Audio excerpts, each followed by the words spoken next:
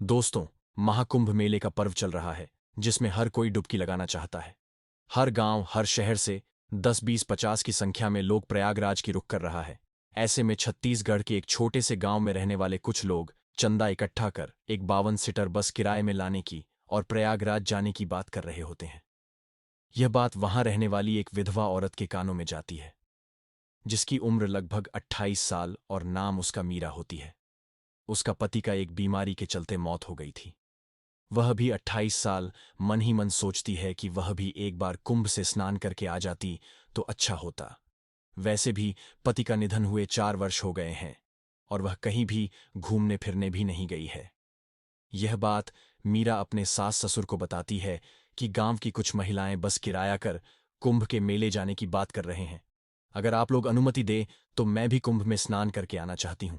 सास ससुर बोले, ये तो बड़ी अच्छी बात है कि तुम कुंभ स्नान करने जाना चाहती हो। जाओ, उस बस में अपने लिए एक सीट बुक करा लो। ऐसा कहकर मीरा के ससुर ने मीरा को कुछ पैसे देते हुए उसे कुंभ जाने की अनुमति दे देता है। मीरा दौड़कर गांव में रहने वाले कल्याण के घर जाता है, क्योंकि वह टिकट के पैसे इकट्ठा कर रहा था। कल्याण ने मीरा को एक टिकट दिया और कहा कि भाभी, आप कल सुबह 8 बजे तैयार रहना। बस 8 बजे यहां से प्रयागराज के लिए निकलेंगे। मीरा ठीक है बोली और टिकट लेकर वापस अपने घर आ गई। बुधवार का दिन था। मीरा सुबह 4 बजे उठी और अपने घर का चूल्हा चौका का काम कर खाना बनाई। मीरा नहाकर जैसे ही खाना खाने को बैठी ही थी, तभी कल्याण घर आया और कहा, भाभी बस आ गया है, आप थोड़ा जल्दी कीजिए। मीरा बोली, 10 मिनट में खाना खाकर आती हूं। मीरा जल्दी जल्दी खाना खाई। सामान तो वह रात में ही पैक कर चुकी थी। अपना सामान उठाई, सास ससुर को प्रणाम किया और बस में चढ़ जाती है और निकल पड़ती है। प्रयागराज के सफर में बस में गांव की कुछ औरतें होती हैं, कुछ पुरुष होते हैं। सभी आपस में बातें करते रहते हैं। सुबह से शाम हो जाता है, शाम से रात हो जाता है। फिर सुबह 10 बजे मीरा और उनके जो साथी होते हैं वह प्रयागराज में पहुंच जाते हैं। बस जो होता है वह संगम से 10 किलोमीटर पहले ही बस को खड़ा कर देता है, क्योंकि आगे भीड़ बहुत होने के कारण प्रयागराज की यातायात पुलिस बस को आगे की तरफ जाने से रोक देते हैं। सभी बस से उतरकर पैदल ही संगम की तरफ आगे बढ़ने लगते हैं। सभी एक दूसरे का उस भीड़ में ख्याल रखते हुए आगे बढ़ रहे हैं। जैसे जैसे संगम पास आ रहा है, वैसे वैसे भीड़ बढ़ता ही जा रहा है। कैसे भी करके जैसे तैसे सभी लोग संगम के करीब पहुंचते हैं। संगम की भीड़ देखकर सभी लोग आश्चर्य हो जाते हैं। वहां अगर थोड़ा भी चुक हुआ, मतलब कोई भी अपने साथियों से बिछड़ सकता है। सभी ने इस बात को ध्यान में रखते हुए एक एक करके संगम में स्नान किया और वापस आने लगे। मीरा और उनके सभी साथी संगम से कुछ दूर आए ही थे कि अचानक भीड़ बहुत बढ़ जाता है और से कुछ समय के लिए वहां भगदड़ की स्थिति बन जाता है। उस भीड़ में मीरा का बैग गिर जाता है, जिसको उठाने के लिए वह झुकी भीड़ ज्यादा होने के कारण वह जमीन में गिर जाती है। लेकिन भगवान की कृपा से मीरा को एक भी चोट नहीं आई। लेकिन वह जैसे ही बैग को उठाकर इधर उधर नजर दौड़ाई, लेकिन उसके साथी कहीं नजर नहीं आए। मीरा की आंखों से आंसू आने लगे। वह अपना बैग कंधे में लटकाई और उस भीड़ भरी मेले में अपने साथियों को ढूंढने लगती है। लेकिन वह भगदड़ के कारण सब लोग इधर का उधर हो जाते हैं। मीरा करीब 2 घंटे से अपने साथियों को खोजे जा रही थी, लेकिन किसी का कोई अता पता नहीं था। वह थक हार कर एक जगह बैठ जाती है और जोर जोर से रो रही होती है। इधर मीरा के साथी मीरा को खोज रहे होते हैं। कल्याण जो होता है वह बाकी लोगों से कहता है कि सब जहां बस खड़ा है वहीं जाके रुके, मैं मीरा भाभी को खोज करके लाता हूं। सभी लोग बस की तरफ निकल जाते हैं और कल्याण जो होता है वह मीरा की तलाश में उस भीड़ में फिर से चला जाता है। कुछ दूर जाने के बाद कल्याण को मीरा रोते बिखलते हुए मिलता ही कल्याण मीरा के पीछे से उसके कंधे में अपना हाथ रखता है। मीरा पलट कर देखी और रोते हुए कल्याण को अचानक गले से लगा लेती है। कल्याण जो होता है वह 30 साल का कुंवारा युवक था। एक खूबसूरत विधवा औरत जैसे ही उसको गले लगाई, कल्याण का शरीर में जैसे आग सा लग गया। कल्याण मीरा को अपने से अलग करते हुए कहा, भाभी हो जाइए, मैं आ गया हूं ना। मीरा जो होती है वह कल्याण से अलग होते हुए अपने आंसू पोंछी और इधर उधर देखते हैं बोली, बाकी के लोग कहाँ हैं कल्याण? उसने मीरा को बताया कि सभी लोग बस की ओर चले गए हैं भाभी, आप बिछड़ गई थीं, इसलिए उन सभी लोगों को मैं रास्ता बताया और भेज दिया और मैं आपका तलाश करते हुए यहां तक आ गया। तभी कल्याण मीरा से कहा कि भाभी आप ग्रुप से अलग कैसे हो गई? मीरा ने कल्याण को सभी बातें बताईं। उसके बाद कल्याण अपने एक हाथ में मीरा के बैग को पकड़ा और दूसरे हाथ में मीरा की कलाई को पकड़ा, और वह दोनों भी जहां बस खड़ा था वहीं जाने लगते हैं। रात के 10 बज गए थे। दोनों सुबह से रात तक पैदल ही चल रहे थे। इसी बीच कल्याण मीरा से बोला, भाभी आप कुछ खाई है या नहीं? मीरा बोली, कुछ नहीं खाई हूं। उसके बाद कल्याण और मीरा दोनों एक होटल में गए। दोनों ने हाथ मुंह धोया और वेटर को खाने का ऑर्डर दिया। दोनों ने दाल सब्जी और चावल खाया। खाना खाते ही मीरा को जम्हाई आने लगी, क्योंकि वह बहुत थक चुकी थी। कल्याण बोला, भाभी आपको लगता है नींद आ रही है? मीरा बोली, हाँ कल्याण, मैं बहुत थक गई हूं, लेकिन कोई बात नहीं, मैं अपने आप को संभाल लूंगी। इतने में वेटर खाने का बिल लेके आ जाता है। मीरा अपने बैग से पैसे निकालकर वेटर को दे रही होती है। तभी कल्याण मीरा को रोकते हुए बोली, भाभी आप मेरे रहते हुए खाने का बिल पेमेंट कर रही हो। अपने पैसे पास में रखो, मैं वेटर को पैसे दे चुका हूं। कहकर वेटर को वापस भेज देता है। मीरा अपने खाने का पैसा कल्याण को देना चाहा, लेकिन कल्याण पैसे लेने से मना कर देता है।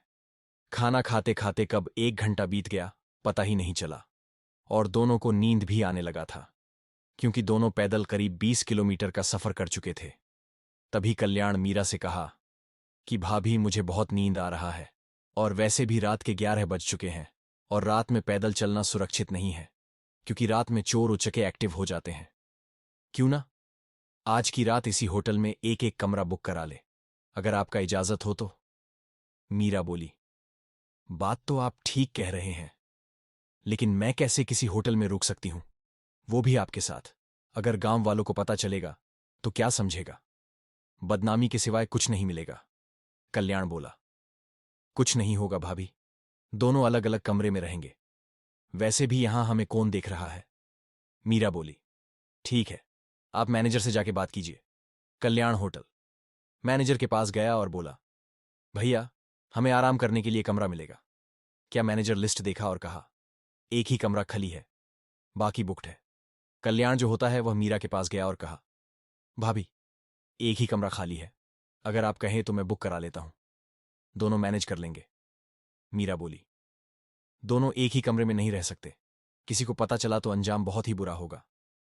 कल्याण ने फिर वही बात कहा, भाभी कुछ नहीं होगा, हमें यहां देखने वाला कोई नहीं है, बस 6 घंटे की बात है, सुबह 5 बजे हम यहां से अपने गांव के लिए निकल जाएंगे।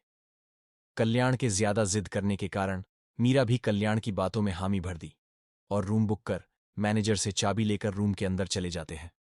रूम के अंदर सिर्फ एक ही बेड था। कल्याण मीरा से कहा, भाभी आप बेड में सो जाइए, मैं नीचे चादर बिछाकर सो जाता हूं। मीरा ठीक है कहकर बेड में बैठ जाती है, और कल्याण नीचे सो जाता है। लेकिन कल्याण को नींद नहीं आ रहा होता है, क्योंकि जैसे ही वह आंखें बंद करता है, मीरा ने जो उसको गले लगाया था उसकी तस्वीर बार बार आंखों के सामने आ जाता था। उधर मीरा को यह सोच सोच कर नींद नहीं आ रहा था कि अगर गांव में किसी को पता चला तो क्या होगा। वह भी बार बार करवटें ले रहा था। रात के 1 बजे थे। कल्याण वॉशरूम जाने के लिए उठा तो उसने देखा कि मीरा जाग रही है। कल्याण बोला, भाभी आप सोई नहीं? मीरा बोली, कुछ नहीं। कल्याण नींद नहीं आ रही। तभी कल्याण मीरा से कहा, भाभी आपने उस समय मुझे गले से क्यों लगा लिया? आप बहुत ज्यादा डर गई थी क्या? मीरा बोली, हाँ कल्याण, मैं बहुत डर गई थी। मेरे दिमाग में पता नहीं क्या क्या ख्याल आ रहा था, जिसे सोचकर मैं बहुत ही घबरा गई थी। मैंने जैसे ही तुम्हें देखा मैं बहुत ही भावुक हो गई और तुमको गले से लगा लिया। ये कहते हुए मीरा भी बेड से उठकर बैठ जाती है। कल्याण भी बेड में बैठ जाता है। अब दोनों बातें करने लगते हैं। इसके बाद कल्याण मीरा की तारीफ करने लगता है, भाभी आप बहुत ही सुंदर हो, आपकी बाल बहुत ही सुनहरे हैं, आपकी बात करने का तरीका मुझे अच्छा लगता है। इस प्रकार तरह तरह की बातें करते हुए मीरा के करीब आने लगता है। कल्याण मीरा के हाथों में अपना हाथ रख देता है। मीरा अपने हाथ को छुड़ाते हुए बोली, तुम ये क्या कर रहे हो? ये अच्छा बात नहीं है, आप मेरे से दूर ही रहे तो अच्छा होगा। इतना सुनने के बाद कल्याण सॉरी भाभी कहकर चादर में सो जाता है। कुछ मीरा 28 साल की एक खूबसूरत और जवान विधवा औरत होती है। कल्याण ने जिस तरीके से उसे हाथ लगाया था तो उसके भी दिल में एक प्रकार का हलचल मच जाता है, लेकिन लोकलाज के चलते वह अपने आप को संभालती है। लेकिन कुछ देर बाद मीरा कल्याण के पास जाती है और बोली, कल्याण गुस्सा हो गए हो क्या? कल्याण बोला, नहीं भाभी, जब तक आपकी इजाजत नहीं होगा मैं आपके पास भी नहीं आऊंगा। मीरा कल्याण को गले लगाते हुए बोली, ये सब गलत है। कल्याण कहते हुए दोनों मदहोशी में चले जाते हैं।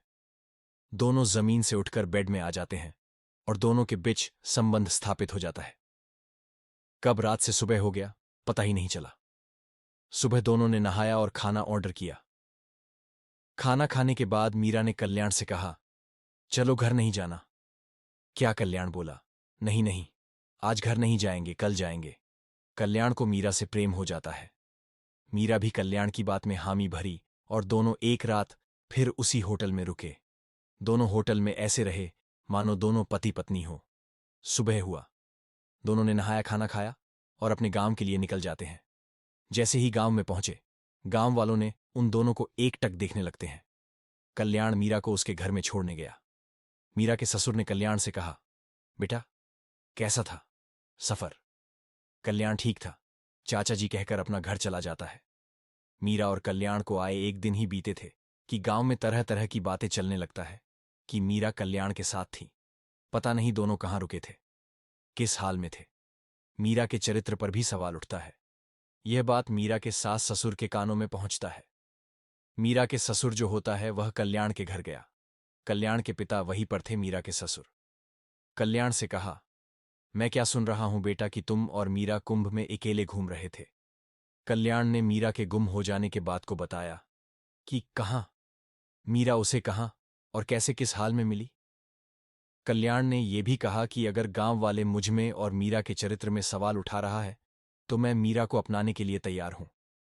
कल्याण की मुंह से ऐसा शब्द सुनकर कल्याण के पिता स्तब्ध रह जाता है।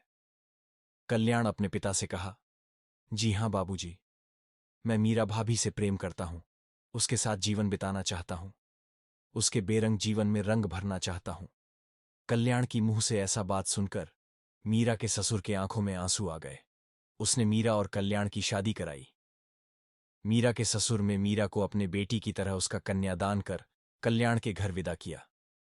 दोस्तों, ये कहानी कैसी लगी कमेंट में जरूर बताइए।